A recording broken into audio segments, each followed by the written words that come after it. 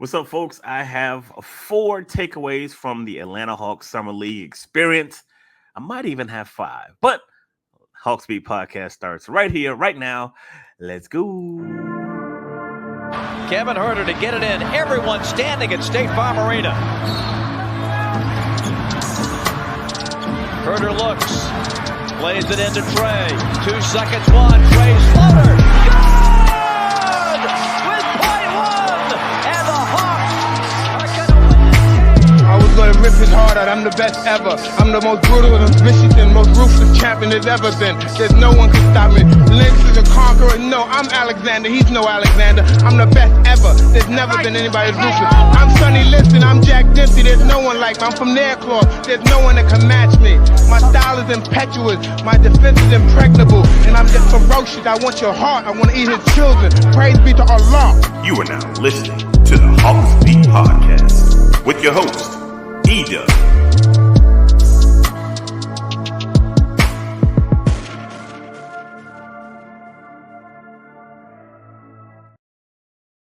Ladies and gentlemen, boys and girls, what is up? What is up? What is up? Welcome to another edition of the Hawksbeat Podcast. I'm your host, E-Dub, taking you on another journey of Atlanta Hawks basketball. And today, I got some takeaways from Summer League, man. I'm just going to throw 4 quick takeaways at you that I'm going to get out your hair, man. This is the time of year where things get really slow, like really slow. Before I get into that, let me get rid of some of this housekeeping. As some of you can see, we do have a visual medium, so we are probably throwing this episode on YouTube as well.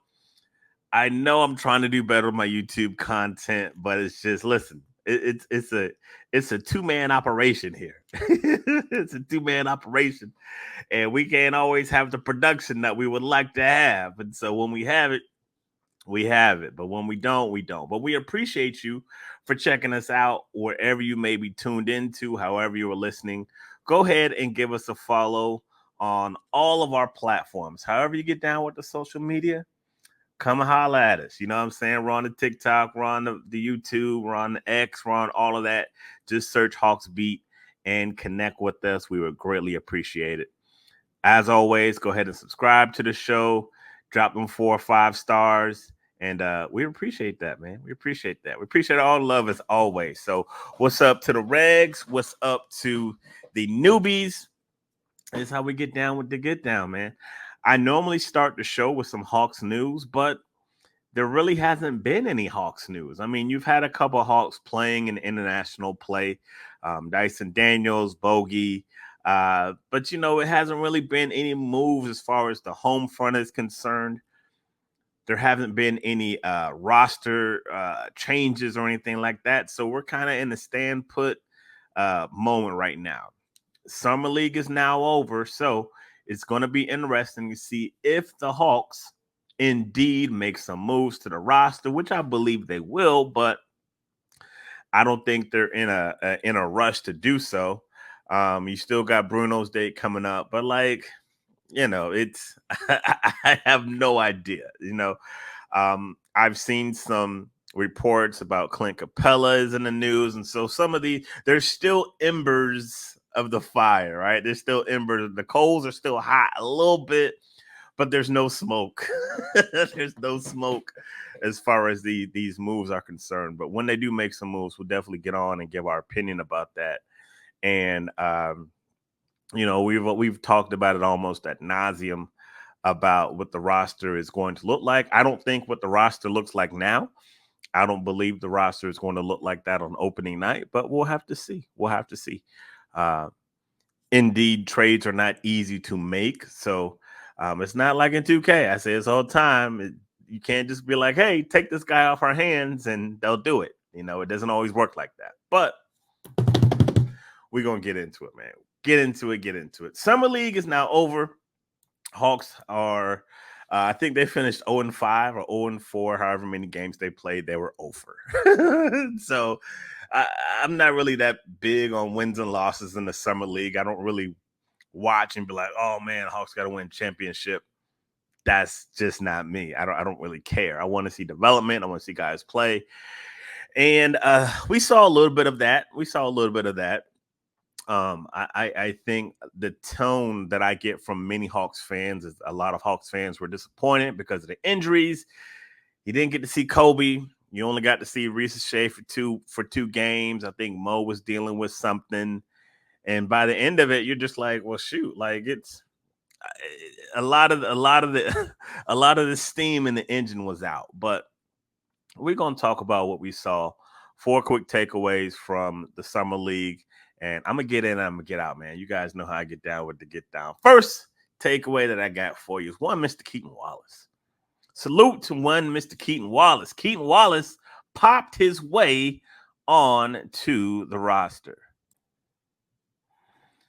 He popped his way onto the roster, and he took advantage of his opportunity. And you got to salute that man. You got to salute that man. After that first game, Hawks was like, nope. It was like, nah, man, this one ain't getting away from us. He's not getting away from us.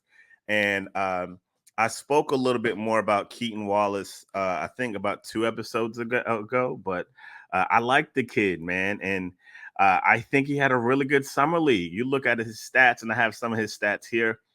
14.8 points, led the team in points, led the team in assists, 6 a game, led the team in steals, 2.2, and shot 43% from the 3-point range from in summer league. So salute that man. He made summer league is like you have to take advantage of your opportunity, and Mr. Wallace did that. He got on a 2-way, and I think he's going to be good for the Hawks. I really like his upside. I liked watching him play when I covered the Skyhawks. He, I think offensively, he'll probably give you a little bit more than Trent Forrest did. I mean, he's a guy who plays on both sides of the ball. So I think having him in College Park to develop, and I hate to say this, and I don't even want to put this on the Hawks team, but if you look at this Hawks team, and the amount of injuries that they've had over the last few years, you're probably going to see Mr. Wallace get some playing time. You're probably going to see him get some playing time. And you can't predict injuries, but that's why you want to have quality depth. Let me say that again. That's why you want to have quality depth. And for me, Mr. Wallace is definitely quality depth. But to me, like when I think of the storylines for summer league, like Keaton Wallace is definitely one of them. So salute to Mr. Wallace. You know what I'm saying? Where's Wally String? How many of y'all know that reference in The Wire? I mean, you know that reference in The Wire. String, where's Wally? Shout out to The Wire, man. Shout out to The Wire. But yeah, man, Mr. Wallace is definitely my first point of the summer league when I look back on it. So number 2, which could have been number 1, but I put it number 2. All right. Hawks fans have a reason to be excited over Risacher. And I'm not saying this as no homer type stuff. You know, I always try to call it as balanced as possible. But I think there is reason to be excited about the kid, you know. Again, I temper it because it's only a 2-game sample size. It's summer league, but for the first time, you got to see what it looks like against NBA talent and in the NBA system. And it was your first time kind of looking at what it looks like on NBA soil, you know. If I'm being honest, going into the draft, there weren't that many known things about all of these players. I mean, kind of knew that Alex Sarr was going to be a good defender. We kind of knew Reed Shepherd could shoot the ball. But outside of those things, like there wasn't many things that was really known about these draft picks. All of these guys are projects, and so it is what it is, right? I've said numerous times, I mean, we all know he's not your typical number 1 pick, but he's the guy the Hawks pick.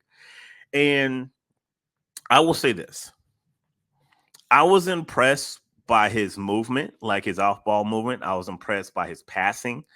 I was impressed by his decision making. And like, to me, that's big. Like, I don't have an exact number, but I think he has the potential to be like a really high IQ guy, because I have to go back and look at his turnovers. I don't remember him having many turnovers or many moments where you're just like, oh, that was a rookie mistake. that was a bad pass. He probably shouldn't have tried to dribble through 4 guys. I don't remember seeing much of that. And again, 2-game sample size, so I am being kind of like, take it with a grain of salt.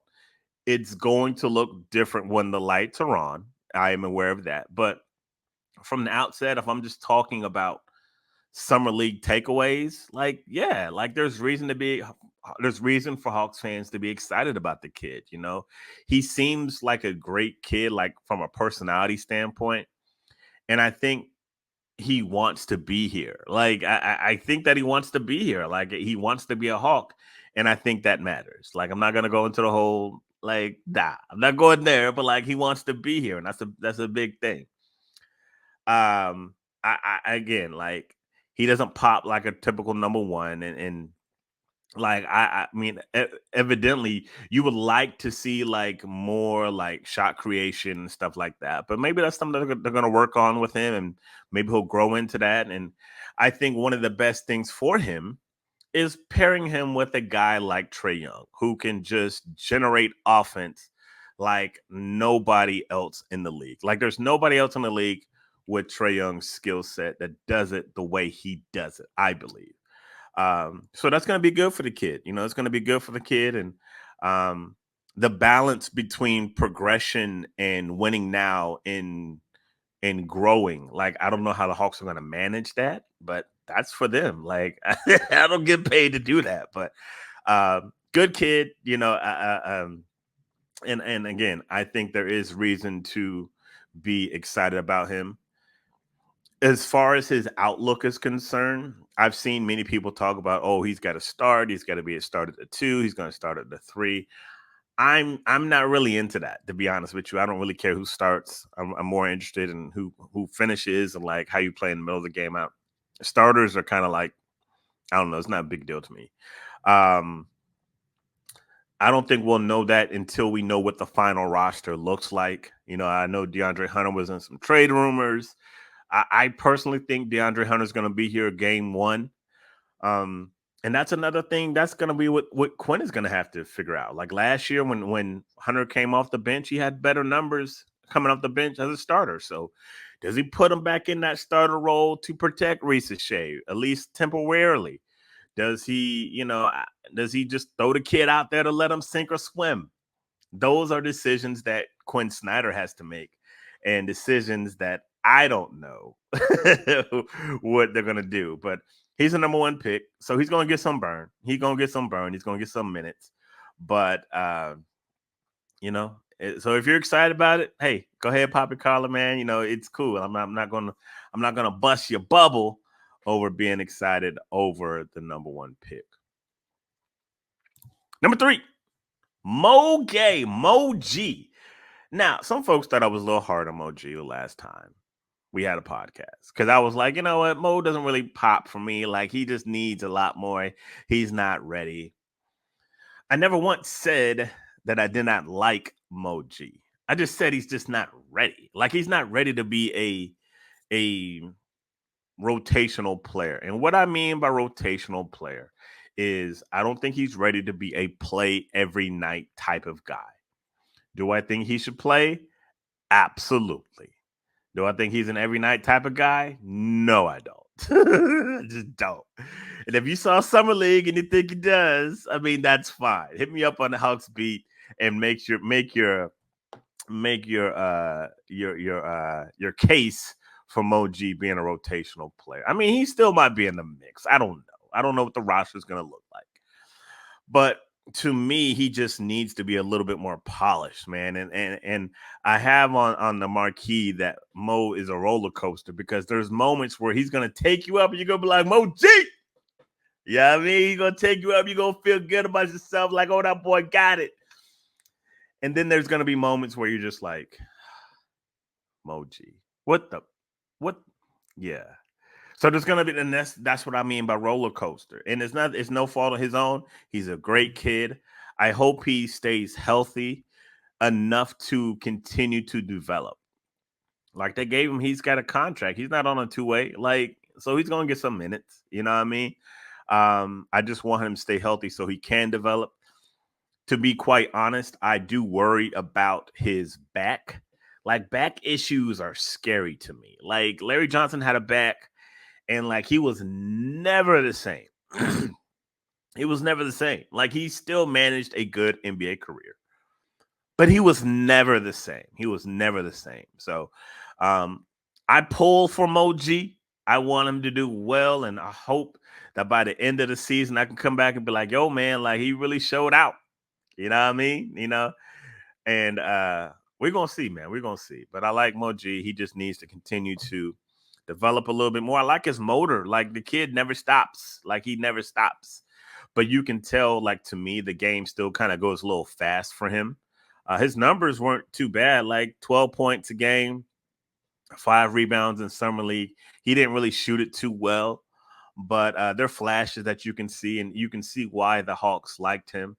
And I mean, he's definitely a guy you want to keep around and see if you can develop. So shout out to Mo G. Number four, and probably the least sexy of everything, but EJ Liddell, and I said this in the last podcast. He is building a resume to get in the running of the backup power forward position. Now, we all know Jalen Johnson is going to have the 4 on lock. And so the backup 4 could be any mix of DeAndre Hunter, Larry Nance Jr., Mo G, EJ Liddell. Like, there's, I mean, you might even have a Kongu in there. There's a lot of different ways the Hawks can go with that 4 position. And again, we're not going to know until the roster is solidified. But I mean, I liked what I saw out of Kid. You know what I'm saying? Banging on the inside, pause. Shooting on the outside, and I liked his movement. He was 7 points and 4 rebounds for the tournament, but I really liked the physicality that he brought to this team, and I think you need that. And again, I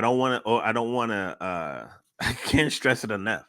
You need quality depth at every position. At every position. Do you remember last year when Jalen Johnson went down and it was just like, oh my gosh. Like, the Hawks did not have quality depth at the 4 position. I don't remember how many games they lost, those like 2 or 3 weeks Jalen Johnson was out, but it wasn't good. I mean, you had Wesley Matthews playing the 4. Like you were throwing everybody out there. At one point, I was going to throw on that little jersey that they gave me last year and be like, yo, coach, man, I can give you 5-10 minutes at the 4. You know what I mean? But EJ, he's definitely making a case for that backup power forward minutes. You know what I'm saying? And kudos to him. Training camp isn't until October, and so we'll see kind of more so what it looks like or where he'll end up on the depth chart. But salute to him, man. Salute to him. I thought he had a pretty decent summer league, and really he showed out. So you want to put good tape out there when you have summer league, and I think he did. I think he's one of the 4 major points when you're looking at this Hawks team in when it comes to summer league. So shout out to Mr. Liddell. Where do we go from here? Well, you're not going to have summer league for not summer league. You're not going to have a training camp for a while. You're going to do a lot of waiting for the Hawks to make moves. You're going to see a lot of lists. But this is a time where I think folks are really going to be tapped into the Olympics. Again, you have some guys playing overseas like Bogey and Dyson Daniels. Will probably keep track of them. As far as our podcast is concerned, we'll see. We'll see. I'll try to get some guests out. We'll see. But it's again, we run a different operation over here, so things might be a little may not be the same. But you guys know what it is. Once the season starts, we're gonna be up in there, and we're gonna be pounding out these episodes each and every night during the game. So we'll try to find you, be creative, and give you guys some content in the meantime and between time, because y'all be eating the summer content up. I ain't gonna lie to you.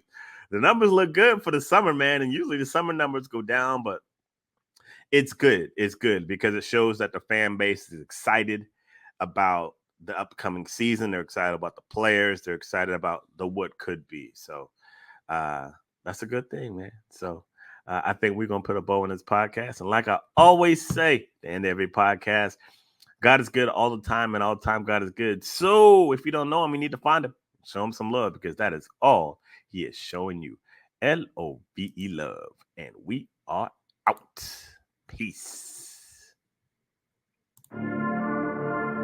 Kevin Herter to get it in. Everyone standing at State Farm Arena. Herter looks. Plays it into Trey. 2 seconds, one. Trey's floater. Good! With .1. And the Hawks are going to win this game. I was gonna rip his heart out. I'm the best ever. I'm the most brutal and vicious and most ruthless champion there's ever been. There's no one can stop me. Lynx is a conqueror. No, I'm Alexander. He's no Alexander. I'm the best ever. There's never been anybody as ruthless. I'm Sonny Liston. I'm Jack Dempsey. There's no one like me. I'm from Nairclaw. There's no one that can match me. My style is impetuous. My defense is impregnable. And I'm just ferocious. I want your heart. I want to eat his children. Praise be to Allah. You are now listening to the Hawksbeat Podcast with your host, Ida